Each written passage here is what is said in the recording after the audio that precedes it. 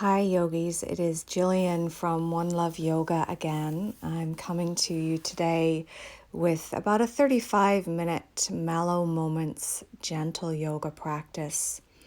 And our theme today is patience, which is something in these times that I think we're all perhaps struggling with. And I was reading a quote today from a book called How to Solve Human Problems.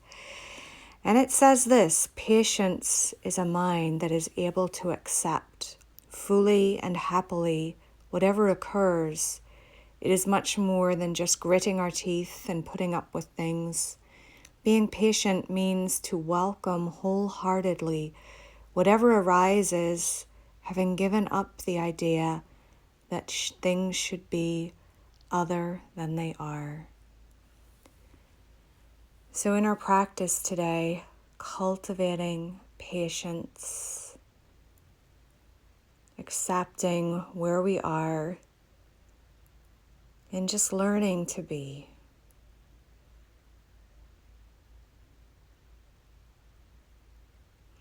We're starting with the alternate nostril breath, Nadi, shodhana. So taking your thumb over your right nostril, index and second fingers to the third eye, and leaving your pinky or your ring finger free for the left nostril. Exhale all the air out of the left nostril. Breathe in deeply. Seal it with your ring or your pinky. Lift your thumb and exhale out of your right nostril. Inhaling through your right nostril. Seal it with your thumb or your pinky. Exhaling out of the left nostril. Inhaling left. Seal the left nostril. Lift the thumb. Exhale right. Inhale right. Seal with the thumb. Lift the ring or pinky. Exhale left. Doing this breathing practice at your own pace, stretching your breath and taking the full deep inhales and exhales.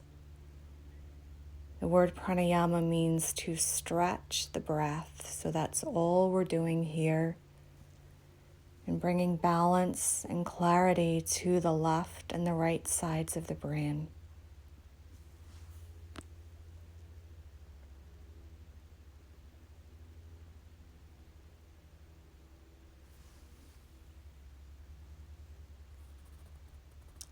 After you've taken an exhale out of the left nostril, lower your right hand down to your knee. Connect with your breath.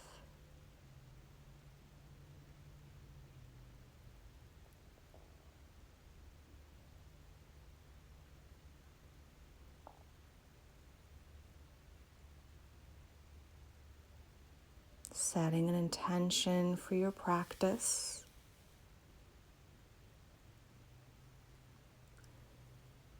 And starting to move in a big circular movement in our seated position on the floor. It doesn't matter how big or small you make the circles. Breathing with the movement. And then changing the directions of the circles, moving in the opposite direction. Allowing yourself just to feel into every movement. Inhale, lifting the arms up overhead. Exhale, lower the right hand to the side and stretch your left arm up and over to the right side of the room. Anchor your sitting bones and stretch deeply, breathing space into the side body. Changing sides, lower your left hand and reach your right arm up and over to the side. Anchor your right sitting bone down to really deepen the stretch. One more time, stretching over to the right side.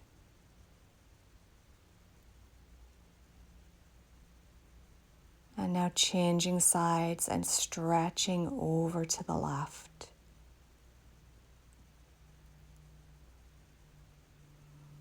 Coming back to center. Starting to transition now. So making your way to your hands and your knees. And starting those circular movements again through the hips. Those same spiraling circles that we did in a seated position.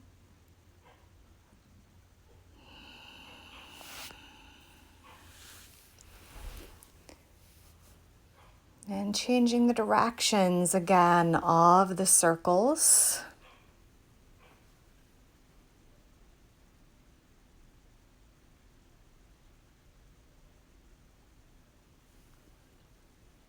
And sitting the hips all the way back to the heels. Finding child's pose, pressing your forehead into the earth. Being patient, quiet, allowing the thoughts to dissipate through the mind.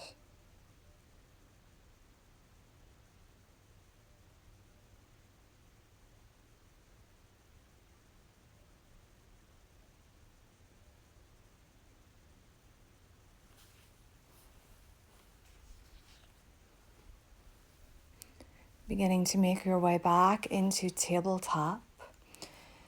We'll step the right foot to the outside of the right hand, coming into a lizard lunge. You can keep your hands on the mat or use blocks or books underneath the palms.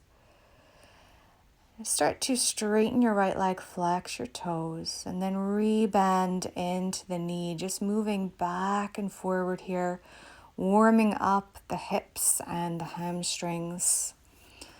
And then settling into the lunge the next time you move the right knee forward.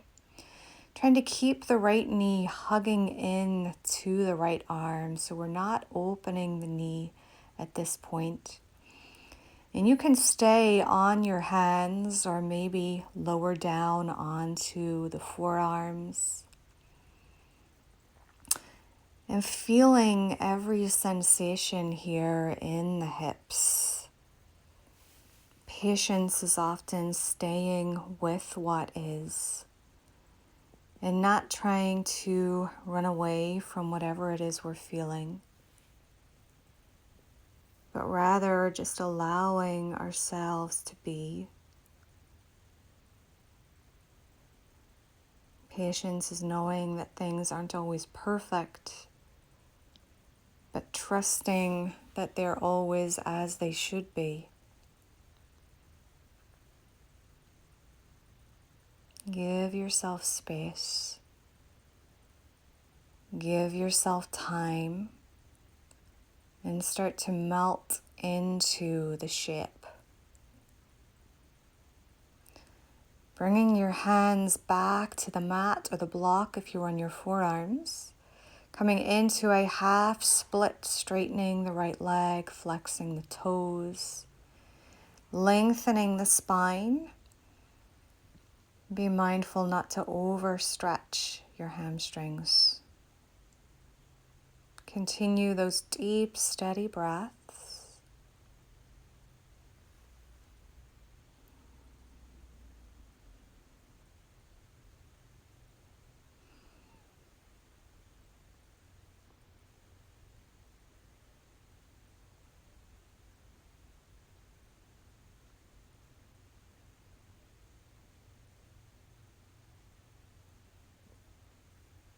Now rebending your right knee. Tuck your left toes, lift your knee, and take a quarter turn to the left, coming into a wide-legged forward fold. Hands on the mat or the blocks. Lengthen, halfway lift. Exhale, folding in. Letting the head hang heavy.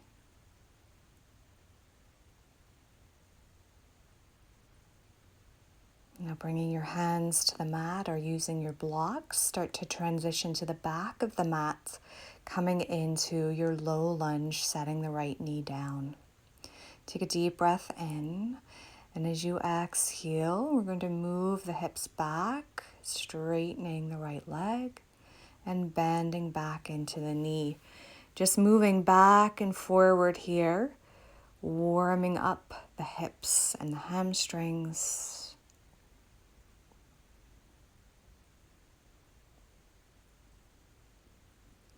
And now settling into your lunge once again. You'll notice that each side of the body feels different. And that's normal because we're not symmetrical. Stay on your hands or lower down onto the forearms. And trying to find the patience to stay, not judging your experience, but using this experience to grow, to learn about yourself. Reminding yourself that we can't control everything. We can't control everyone. Worry less about controlling and just focus on being the best that you can be.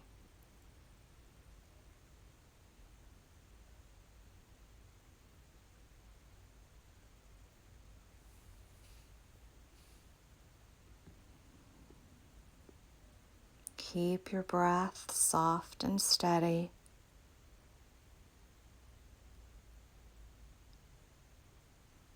Now begin to move back into your half split. Straightening your right leg, flexing your toes, lengthening from the tailbone to the crown of the head,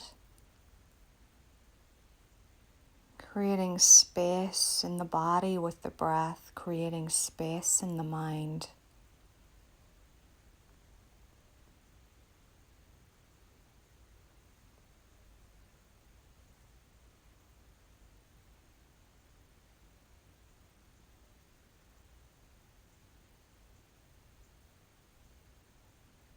Bending back into your left knee, turning towards the front of your mat or the side of your mat. Come into your prasarita. Take your forward fold. And then walking your hands or your blocks back to the front of the mat. Lower your left knee down and slide your right knee back, tabletop.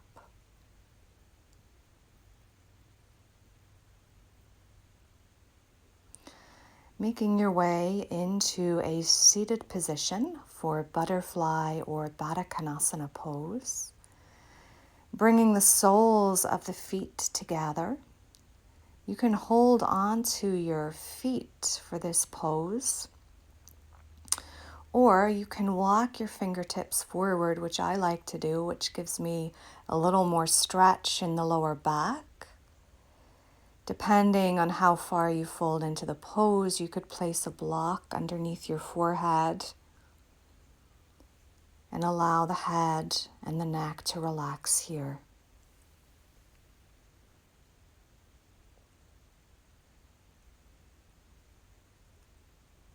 Find comfort in the breath.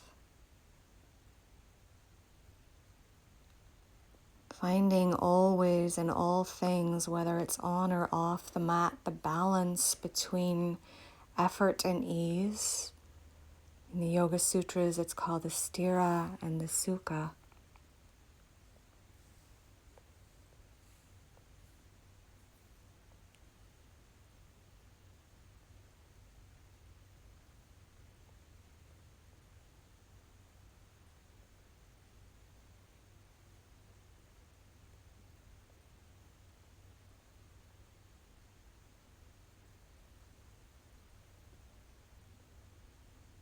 Give yourself permission to be soft.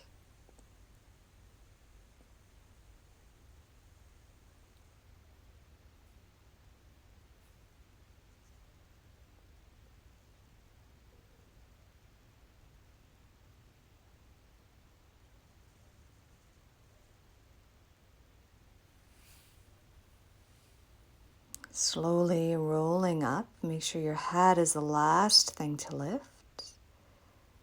Move your block out of the way and draw your knees together. Coming into altar pose, take the hands behind your hips, fingertips facing forward. Press your heart to the sky. Stay here with the hips and the butt grounded.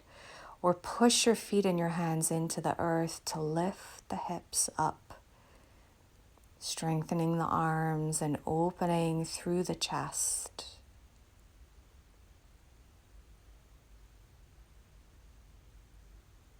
Slowly lower down on your exhale. We're coming into a deep hamstring stretch next, but we're doing it in a way that doesn't overstretch or strain the hamstrings or the lower back. So bending the knees, you will hold onto the outer edges of your feet, gluing your chest and your thighs together. Keeping this connection is really important so that we're folding from the hip crease and not overstretching or straining. We begin to gently inchworm the heels forward. If you lose the connection of the chest and the thighs, you've stretched too far, so back off a little bit.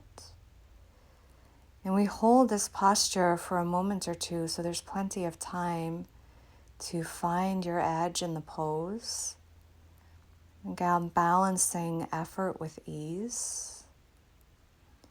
It doesn't matter how far you go into the posture. What matters is what you're feeling. And if you can maintain that deep, steady breath.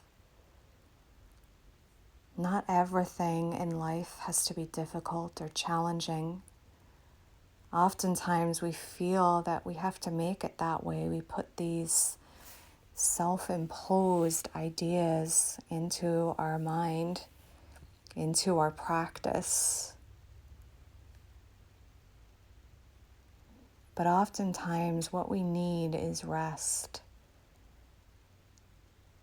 gentleness, compassion, and kindness.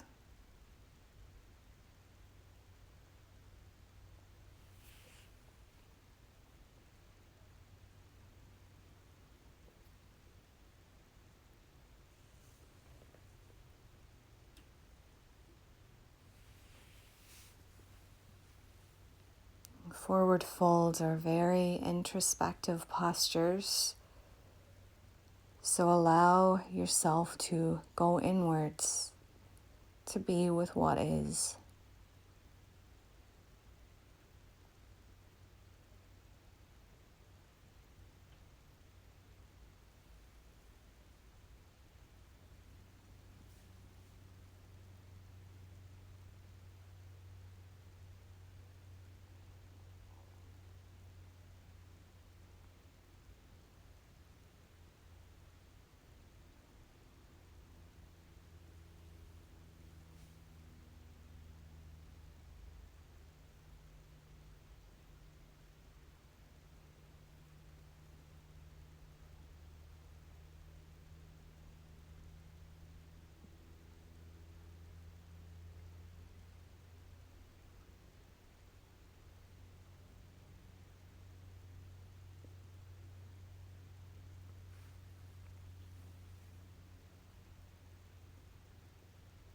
Slowly coming out of the pose, your head rolls up at the end. Take a moment or two here. Bring your hands by your hips, straight legs, flexed feet, Dandasana, staff pose. Push your hands into the earth, building length and strength in the spine.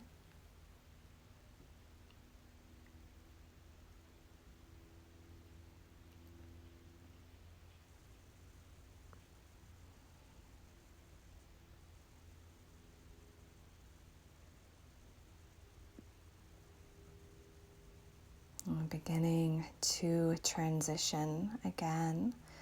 So this time we're going to take our strap to work a little shoulder flossing.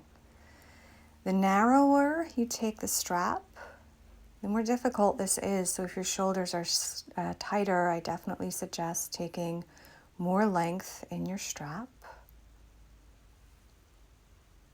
Inhale, lift the arms up and overhead. And as you exhale, keep the arms straight and take the strap towards the lower back. Breathing in as you lift the arms away from center. And exhale, lowering the arms to the front.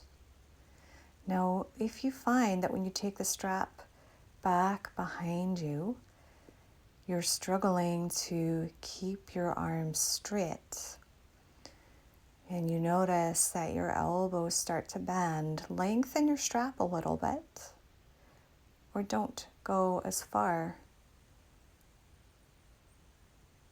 What you can also do if you feel stuck taking the arms back is just to stop at the sticky point. You don't need to go any further. And then just bring the arms back to the front. Move with your breath here. This always feels so good. I like to do it first thing in the morning. Awakening up the shoulders.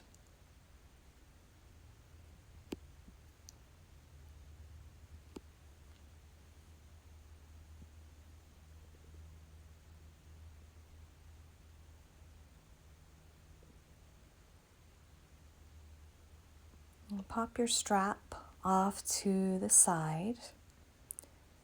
Take your right hand to the back of your left shoulder and use your left hand to gently press back on the elbow to get a little counter stretch.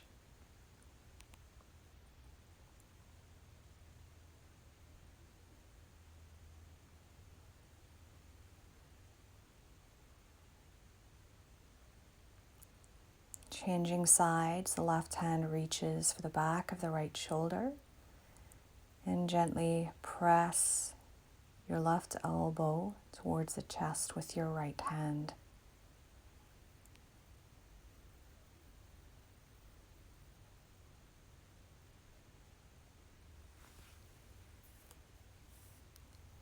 Bringing the hands down, we're starting to make another transition. Roll your shoulders back. And we're going to come forward onto our stomachs, setting up for Cobra pose. So in Cobra pose, we want the palms by the chest with the elbows pointing straight up. Roll the shoulders back and down. And as you breathe in, start to curl the head, the chest away from the earth, not too much pressure in the hands. And exhale, lower the forehead to the mat. Go back and forward with this a couple of times. Inhaling as you lift. And exhaling as you lower. Next time you lift, start to stretch the arms to the back of the room. Interlace your fingers and stretch the fists towards the heels. Getting a little bit of a deeper stretch in the shoulders for Savasana locust pose. Keep your core engaged. And then exhale, slowly release the forehead to the mat. Stretch your right arm straight out to the side. Have your hand in line with your shoulder. Bring your left hand by your chest and start to roll to the right side. Stepping your left foot behind your right leg for open wing pose. This is another great stretch for your posture, for your shoulders. If you are as stressed as I am with everything that's happening in the world right now, you probably notice that you hold a lot of tension and tightness in your shoulders.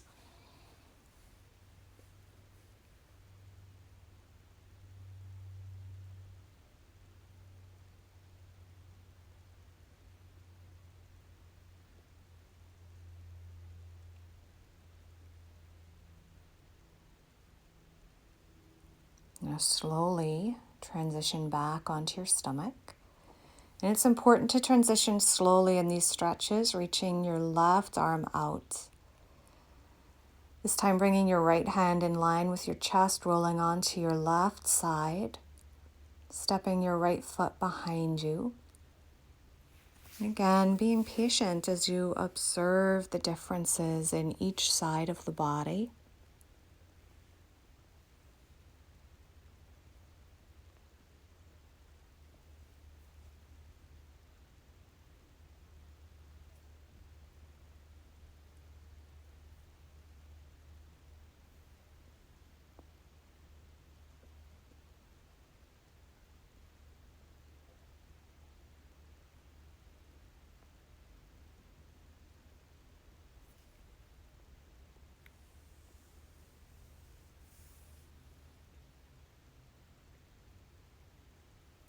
Coming slowly to the stomach again.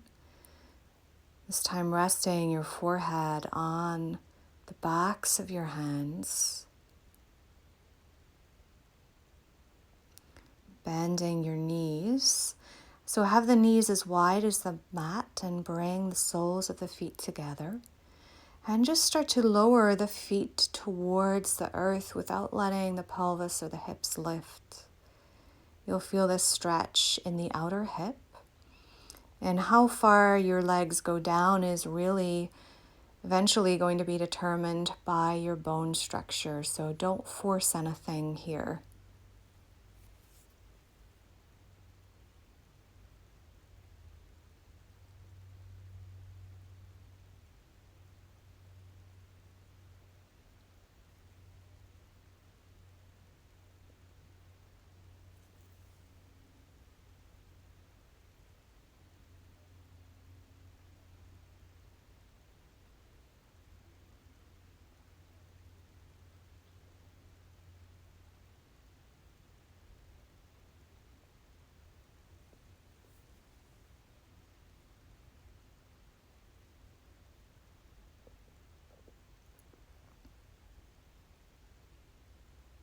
Separate the feet and lower them all the way down to the mat. And give your hips a little shimmy from side to side.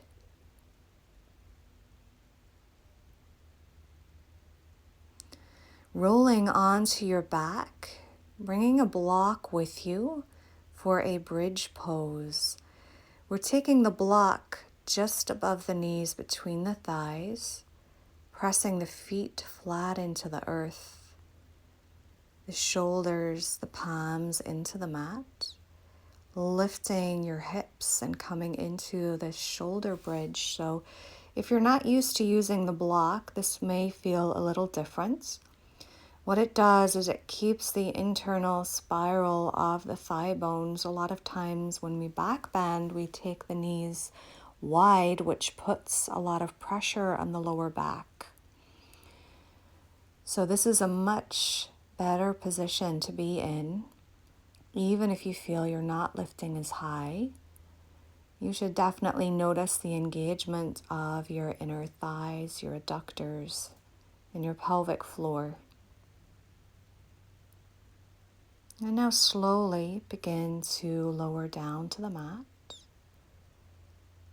removing the block.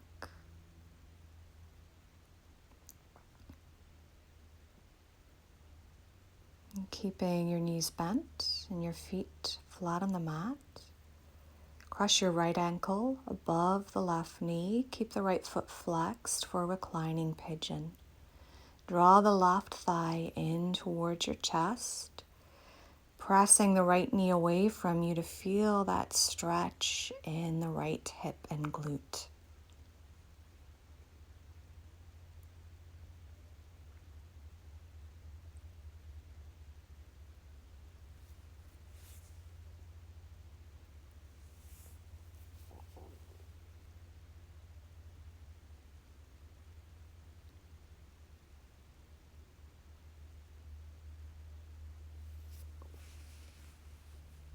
Lower your left foot to the mat.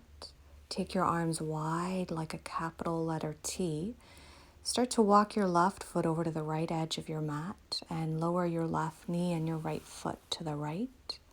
Again, you'll feel a stretch in the outer hip. Maybe take your gaze over the right shoulder as long as it doesn't bother your neck.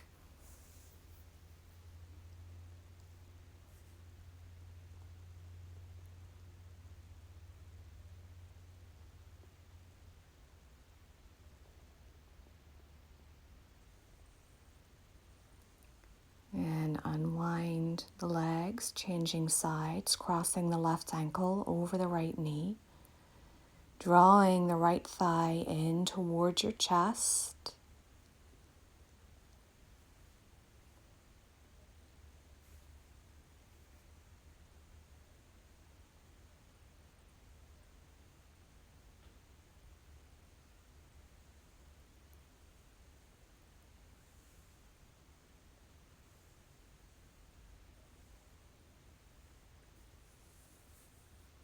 Lower your right foot to the mat. Take your arms out wide again. Walk your right foot to the left and lower your left foot and your right knee to the right side of the room. Again, maybe gazing over your left shoulder if that bothers your neck. Just keep your gaze straight up.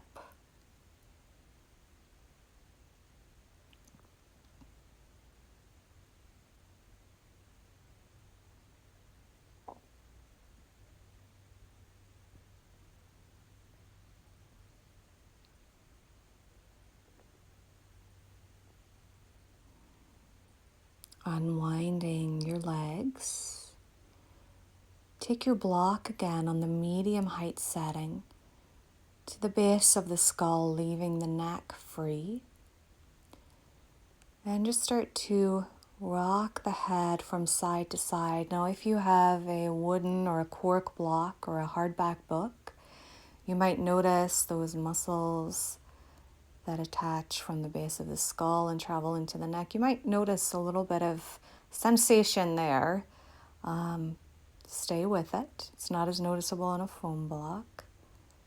The next time your head is turning about 20 to 30 degrees to the right, pause there. Observe and notice. Stay with the sensation.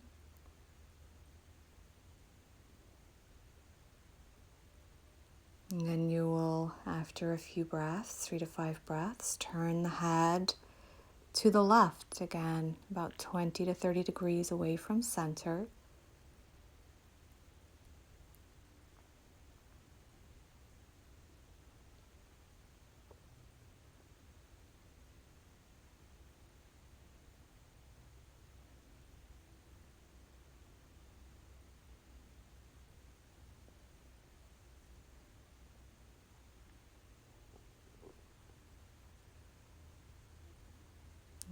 Beginning to put the block off to the side. Extend your legs out.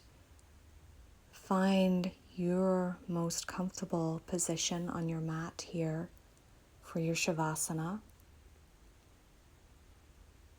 This posture, sometimes known as corpse pose, and it's one in our practice that I think requires the most patience of all. It teaches us to be slow, to be still, to not attach to the thoughts or the feelings.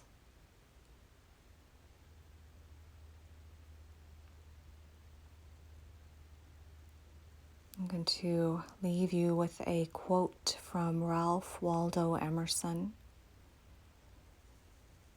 He says, "Adopt the pace of nature.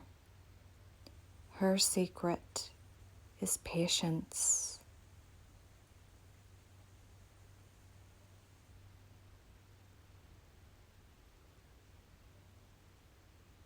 Patience is where healing happens.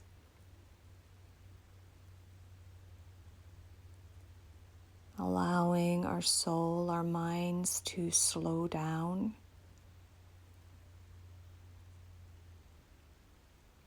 When we become okay with being who we are and being with ourselves, not trying to distract ourselves or run away. That's when we learn the secret of patience. Enjoy resting here for these next few minutes. Take as long as you need. Thank you for joining me. Namaste.